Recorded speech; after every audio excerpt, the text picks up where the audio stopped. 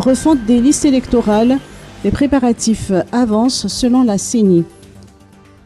Les préparatifs de la refonte totale des listes électorales et du registre électoral national avancent à grands pas. D'après Jean-Louis Ndiamfidi, directeur de cabinet du président de la commission CENI, des membres sont actuellement en tournée dans les provinces pour présenter et expliquer aux acteurs électoraux le chronogramme de la refonte totale des listes électorales.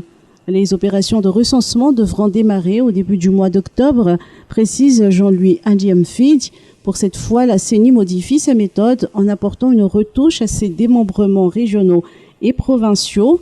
Désormais, les chefs OCTA ne seront plus éligibles au poste de président du comité local de recensement des électeurs ou CNLRE. Rocade d'Yariv, journée de sensibilisation pour la préservation des infrastructures. Depuis son ouverture à la circulation, la Rocade d'Yariv est le théâtre de vandalisme, de pillage et d'activités illégales qui nuisent à l'environnement. L'agence routière, en collaboration avec le ministère de l'Aménagement du Territoire et des Services fonciers, a consacré aujourd'hui une campagne d'animation et de sensibilisation à la protection de l'environnement et à la préservation des infrastructures installées sur la rocade. Plus de précisions dans cet extrait.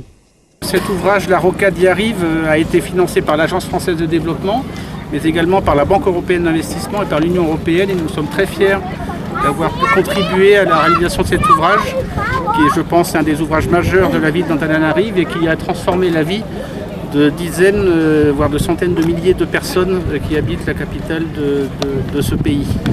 La journée d'aujourd'hui est importante parce qu'elle associe les communautés, les riverains, les habitants qui profitent de cet ouvrage, mais qui également doivent apprendre à le respecter, à le maintenir, à effectuer des travaux d'entretien et à améliorer l'environnement de cet ouvrage. Et c'est pour ça que le projet a également prévu des actions de sensibilisation et de discussion avec les habitants, avec les riverains de tous les quartiers qui bénéficient de la rocade et de ces routes pénétrantes. Ryan Ravelson, en route pour 3 ans avec l'AJA.